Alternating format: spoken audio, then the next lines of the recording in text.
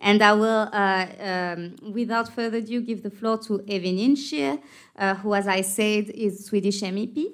So, Evin, you worked on the new EU directive on combating violence against women and domestic violence. It is a major step forward, of course, but it has sparked also a lot of debates regarding freedom of expression, regarding privacy online versus regulation, and that kind of narratives. So do you want to tell us maybe, first of all, what is in the directive, why it is important, and also what are the next steps in terms of implementations by the states, and what are your views overall about this file? Well, first and foremost, thank you very much for the invitation to join this event and talk about the directive. And I would also say that I would like to want to express a big thanks to all of you who has been a part of the struggle that we have conducted in the European Parliament. Without the European Women's Lobby and other feminist organizations, we wouldn't have had the legislation on the table. And one of my colleagues, Maria Nötchil, who also together with me and together with my other colleague, Helene Fritzon, who is also here, knows that, I mean, we have been conducting this. It hasn't been easy in the European Parliament, but we also know that it hasn't been easy in the society at large. And this is something that, well, the women of Europe has asked for and demanded for over 30 years. So this took 30 years to not only be put on the table, but also have adopted. And I know that I'm very much convinced that if my co-rapporteur, Frances Fitzgerald, which I'm very proud to have had as a co-rapporteur, was with me, she would also have expressed a big thanks to these allyships that we have had and that has made this legislation possible. As I said, it hasn't been easy. There has been a lot of fights. Of course, there has been discussions on the limitation of freedom of speech, which I think is very, very it's, sorry for my English, but totally crazy. Because when we talk about offline violence, nobody questions it. So why question online violence? I remember 2 or 3 years ago, I think it was, I met a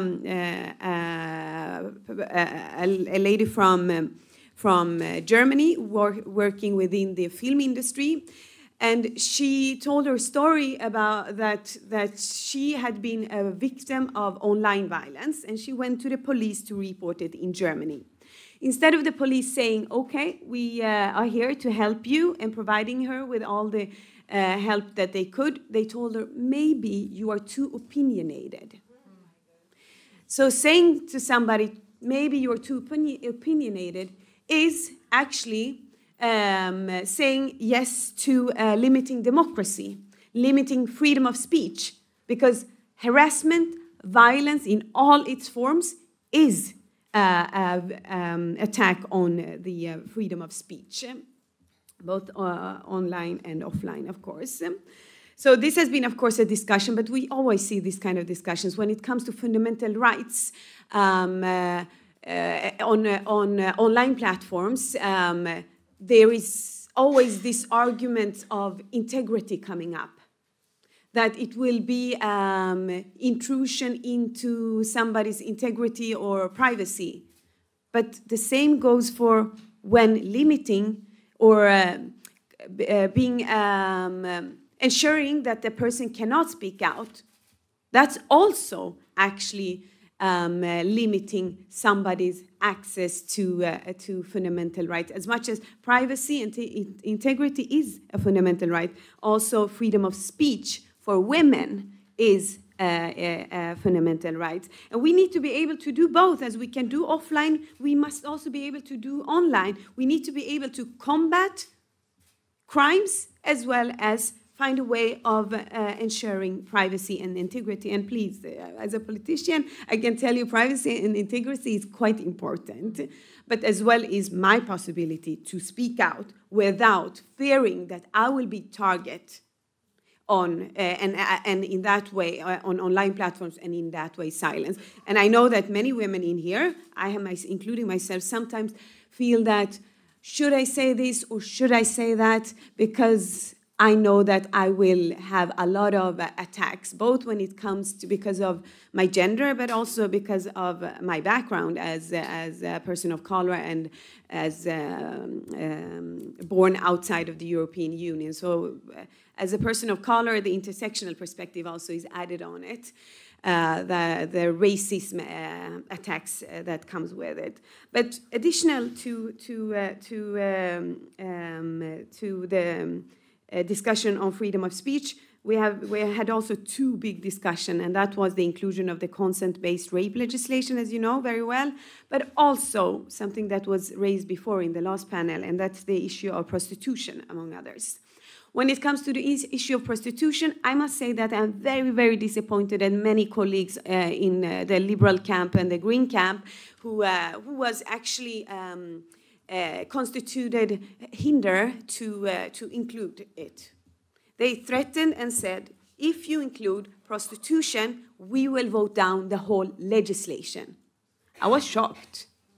But 2024 and today 2025, still there are women who think that prostitution is something that somebody does because they want to.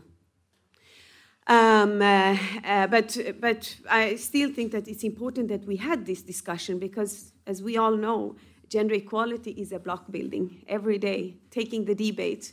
1 year it can be hard, and the year after it could have shifted due to us daring to actually take the debate. And the second is, however, I want to add there that one thing that we managed, even though we didn't manage to get in the whole banning rape, basically, to banning buying rape, is that we managed to include that member states should offer, those who has legal prostitution should offer exit programs. So one step forward. When the second was the consent-based rape legislation, and there we had a huge majority in the parliament joining and echoing the importance of a consent-based rape legislation. However, I must say that I'm very, very disappointed, and I know that some of you already have heard me say it several times before, but I was very disappointed by the unholy alliance of Macron in France, where we are, Minister of Justice Bushman in Germany, and Orban in Hungary, who bluntly said, no, we refused. And unfortunately, they, together with some other countries, constituted what is called a blocking minority, which means that it cannot be added in. So we had two alternatives. One is that we say we will continue fighting about it, and maybe losing the whole legislation, or we say, okay, so you have formed this blocking minority, shame on you, but we still want to go forward when it comes to the struggle against women's rights. And some people said to me and Francis and all other colleagues who was a part of ensuring this legislation that it's not enough with fighting online violence, which I think is quite important, of course, since more and more people, especially young people, are moving to online. But nevertheless, of course, we need to fight online and offline, and we also know that they are interlinked. Some people wanted to postpone and ensure that, or to make one more try to ensure the consent-based rape legislation was included. But after making a thorough analysis, both me and Francis came to the conclusion that if we postpone it to next mandate, which is this mandate, we risk the whole legislation. And I must say that it is a historical and one-of-a-kind, the first ever legislation on combating violence against women and domestic violence. It's the first on an EU level. And as previously I've said also, been said, it's not everything we wanted, but it's one step forward. We wanted much, much more, but it's one step forward. But if we would have postponed it to this mandate, what would have happened? Today, we have 1/3 of the European Parliament coming from the far right. 1/3. And unfortunately, the EPP group, even though Frances, my co-rapporteur, belonged to the EPP group, I always told her that I was a bit afraid when I heard that somebody from the center-right conservative group will be the co-rapporteur. But she is very progressive, and we are we are both small, but we have different backgrounds, look different, grow up differently, not only during different times, but also different contexts. But we had, both of us, a passion for women and girls' rights, and she made her group do things that I think that many others might not have been able to make the EPP group do.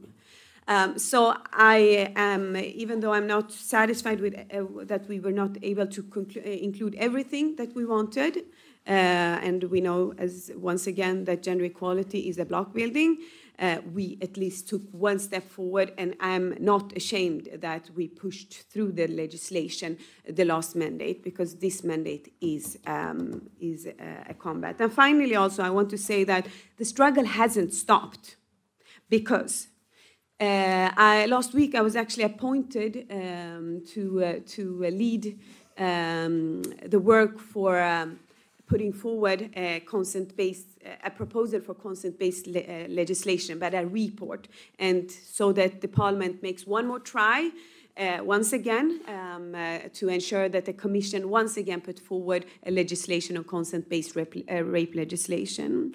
And I will come into more details on what the legislation is containing of, but I just wanted to give also a thorough and a holistic view on the process and what has happened and the big parts that unfortunately is not there, but that doesn't mean that we didn't fight for it. It just means that we came half the way, and the second half is still left, and the struggle continues. Thank you.